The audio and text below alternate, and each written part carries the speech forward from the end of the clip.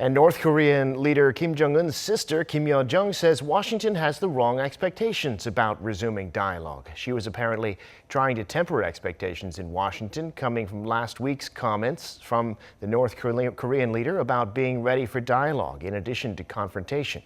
But experts say the regime still does want to talk. Dami explains. Kim Yo-jong, the sister of North Korean leader Kim Jong-un, says that Washington has the wrong expectations after U.S. National Security Adviser Jake Sullivan called her brother's comments about dialogue an interesting signal. But Kim's statement may not necessarily mean that the regime is turning down the proposal of dialogue, especially given that the response was swift and with no harsh criticism.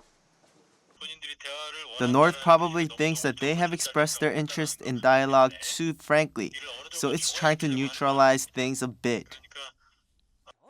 This in response to Kim Jong-un saying last week that the regime should be ready for both dialogue and confrontation with the U.S.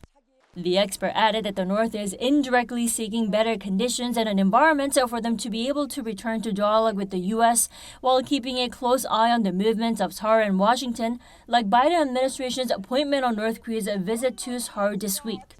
South Korea and the U.S. consideration of ending their working group on North Korea policy is also expected to play a symbolic role for North Korea when returning to negotiating table.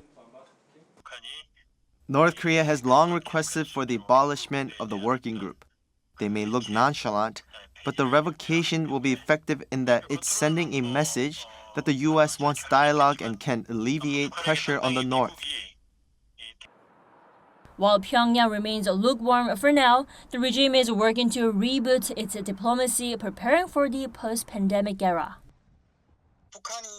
While highlighting self-rehabilitation to achieve the new 5-year economic development plan, the North knows that it also has to manage situations externally to achieve that. North Korean diplomats living abroad are getting their vaccine shots, and in fact, the North's officials met with Chinese diplomats in Pyongyang this week for the first time since a pandemic broke out. The North may further resume flights, starting with China and Russia, with a reopening of its borders inevitable, with the reclusive states struggling with internal matters like food security. Dami, Arirang News.